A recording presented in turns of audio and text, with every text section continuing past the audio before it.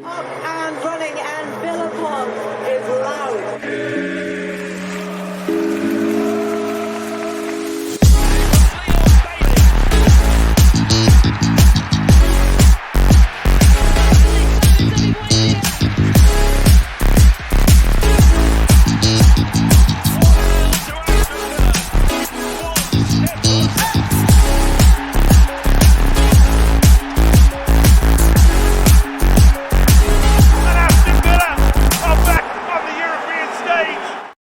Hello and welcome to the Villa Park podcast. It's me, Rich, and I'm back with another quick transfer talk show. I thought there's been a couple of news of player rumours around the club, so I thought I'd jump back on and do a little transfer talk show.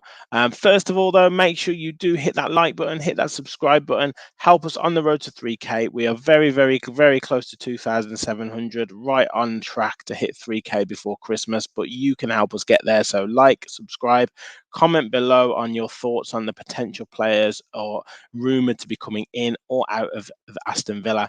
And yeah, get involved in the show in the comments. So first up, we're looking at Leicester City's Wilfred Ndidi. Now, a player who's been rumoured to be linked to, I think he's been linked to Villa a few times, and he's obviously going to be on a few clubs' maybe wish lists. His agent is probably going to be looking at touting him around. And I've seen Tottenham quoted, I've seen Newcastle quoted, and I've also seen Aston Villa quoted. He's obviously playing in the Championship currently, Leicester top of the league in the Championship. He's performing very well. He's actually only 26, and I thought he was a lot older than that, to be honest with you. But he's been around for a lot of years. He's played over 200 games for Leicester. And it's interesting when we've seen the kind of game against Nottingham Forest, that I guess lack of physicality that we could potentially label at some of the games that we play against, particularly away from home against certain teams. Would a Wilfred Ndidi type player help us kind of combat that? You know, someone who sits in front of the back four, obviously tall, rangy, can potentially get about the pitch as well, puts his foot in and just gives it to players who can do the more kind of fancy stuff, so to speak. Potential reunion with Yuri Tielemans as well. They were both of those players that were massively off it last season, but he seems to be playing pretty well in the Leicester team at the moment, albeit in the Championship, as I've said before. But yeah, for me, I would really like a player like Wilfred Ndidi, whether he is the one, whether he can recapture that Premier League form of 3 or 4 seasons ago, remains to be seen. But we all know what Unai Emery is like with improving players. We talked about it on last night's show about how many players he's improved in the current Villa lineup, and would a Wilfred Ndidi fit into our type of style for certain games?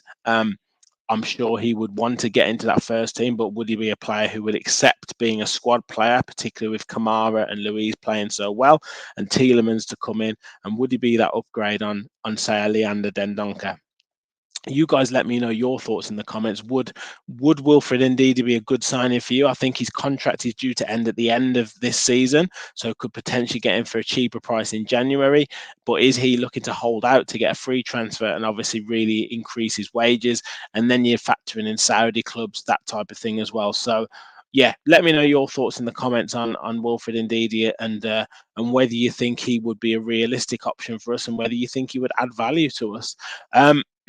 We're also rumoured Douglas Luiz, obviously back in the Brazil squad, which is fantastic for him. But Arsenal apparently are back on the radar for him. And this is going to be a rumour that is going to go right across the January window, I am sure. And beyond that, if he does, which I am confident he will, stay throughout this season. But there is also talk of him potentially being offered another improved deal. He obviously signed an extension to his contract, I believe it was last year, which was quite surprising, to be honest with you. But now I don't know whether there's a release clause in there or whether Villa want to renegotiate that release clause, but he's certainly been one of our most consistent players this season. Already got 5 goals, got 1 assist in 11 Premier League games, and has just been tremendous in that midfield and really the heartbeat of our team. And didn't have his best game on Sunday, but most of the time has been absolutely fantastic and has really won over many Villa fans who kind of felt he was a little bit more inconsistent, but now absolute top player and probably doesn't get the credit he deserves across the whole of the Premier League. Obviously nominated for Player of the Month for October, and back in the Brazil squad, which is hopefully some of the recognition, the start of the recognition that he deserves. But yeah, I'm sure there are going to be numerous clubs interested in him. I do think he could play, in the Champions League. Hopefully he can get that hopefully we can match his ambitions. But yeah, let me know your thoughts. Would Arsenal really come in with a serious bid for him, or is it just speculation? Obviously, it doesn't hurt him to have that speculation because he might get an increased and more improved deal. Obviously, Ollie Watkins signed an improved deal, which allegedly makes him the highest paid player at the club. You know what happens when that type of news gets out. Every other player is knocking on the manager's door to ask for an improved contract. So we shall wait and see on Dougie Luiz, but yeah, his performances have been fantastic this season, and it's no wonder that clubs are becoming interested in him. Finally, I covered this a couple of weeks ago on a transfer talk show, and it looks like Clement Lenglet again, this time not necessarily from him, but this time Barcelona apparently concerned about his lack of game time, and he hasn't featured yet in the Premier League. And interestingly enough, they're saying that his lack of game time is leading to the fact that his value is dropping for if they wanted to sell him at the end of the season, which is interesting, which is kind of almost saying that they don't really value him, but they only value him for the fact that they want to sell him. Now, for me, I think he's performed pretty well. He came in a difficult circumstances against Legia Warsaw, but since then against Rinsky, I thought he played pretty well. Against Alkmaar, I thought he was excellent, and I'm sure he will play again this Thursday. And unfortunately, he can't potentially break up that Torres and Konsa partnership, and then Carlos seems to be the next taxi on the rank, so to speak, before Lenglet. But I am sure when this Christmas period comes into play, and we've still got these Conference League games, FA Cup comes into play early January, I'm pretty sure he will feature in Premier League encounters. And we've seen the squad looking fairly thin and needing reinforcement. So, I think we will be likely to keep him around the club rather than letting him go back to Barcelona. As I say, he's been fairly useful when he's played and looked pretty good. So, yeah. You guys, let me know your thoughts on Lenglet. Is it Barcelona kind of letting those rumours slide? Is it putting a little bit of pressure, trying to put a little bit of pressure on Villa, or would you kind of send him back? Yeah, let me know your thoughts. And finally, not transfer related, but Villa again linking up with these to their kind of investment arm, looking to partner this time with a club in Spain. And it's Unai Emery has a real stake in this club, Real Union, and they are in the third tier of the Spanish setup.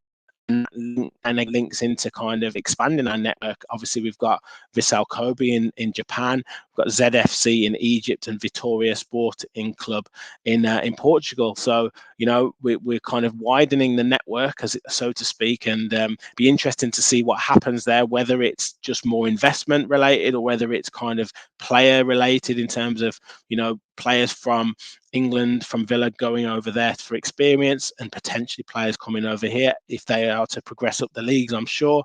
But yeah, it just kind of cements that Emery Villa relationship. It wouldn't necessarily be happening this way if he wasn't really happy at the club, and that again kind of links into the the rumor mill of him potentially being poached by a quote unquote bigger club. But yeah, just shows that there are real kind of movements off the field again in terms of investment and in terms of linking up with clubs across the world that spread the name of Aston Villa. So great news on that front, and yeah, hopefully it leads to more more kind of fruitful relationships with clubs over the future.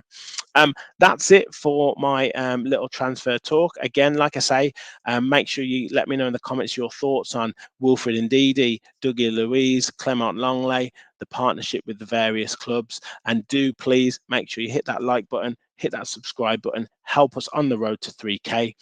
Thank you very much for watching. I will be back tomorrow with Talking Tactics with Gareth. Also match preview for AZ Alkmaar. We've got match reaction for AZ Alkmaar. We've got match preview for Fulham and match reaction for Fulham. So loads of content for you. So please hit that like button, hit that subscribe button. And as always, remember, we all follow the Villa. Thanks, everyone.